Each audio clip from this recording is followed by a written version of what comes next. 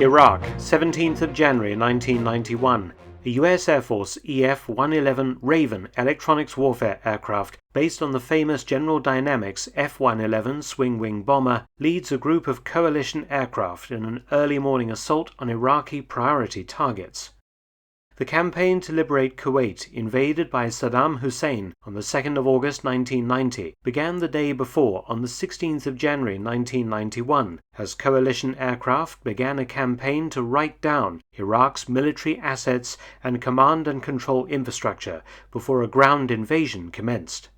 For 42 consecutive days and nights, Iraq would be subjected to one of the most intense air bombardments in history. The EF-111 Raven's job was to jam Iraqi search and tracking radars for its ground-based anti-aircraft missile batteries. The Raven, crewed by 2 men, was unarmed and only had chaff and flares to combat any attack. The Raven protected nearby F-15 and F-16 fighters, so they could strike their targets without dodging surface-to-air missiles. Iraqi aircraft, however, are another matter.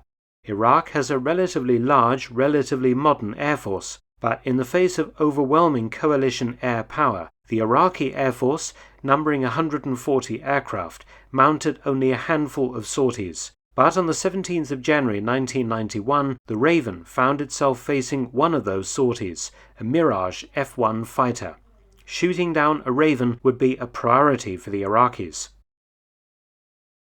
The Mirage was first spotted by a US Air Force F-15C, the American pilot giving chase, but the Iraqi plane weaved and ducked, releasing chaff, and for a second the US pilot lost visual against the desert floor, and the Mirage was gone. Seconds later, the Iraqi pilot spotted the Raven flying at 1,000 feet, and his attack radar locked on. The US pilot immediately went evasive, just as the Mirage fired an R-550 Magic air-to-air missile. The Raven's electronic warfare officer popped flares as the pilot maneuvered hard, and the heat-seeking missile was successfully decoyed away.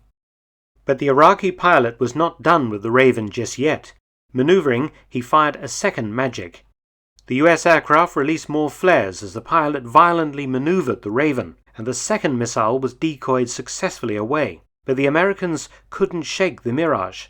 Though out of missiles, the Iraqi jet still had its 2 30mm cannons, and the pilot maneuvered to attempt to hose down the Raven with cannon shells.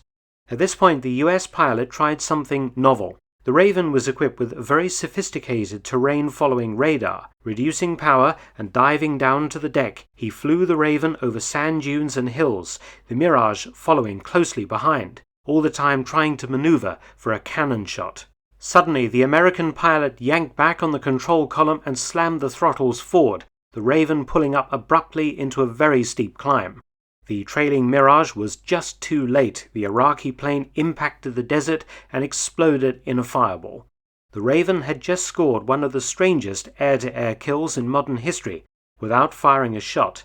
The pilot and the EWO both received Distinguished Flying Crosses for their outstanding bravery and skill. Theirs was the only kill ever achieved in an F-111 or any of its variants. Thanks for watching. Please subscribe and share, and also help support my channel at PayPal and Patreon. Details in the description box.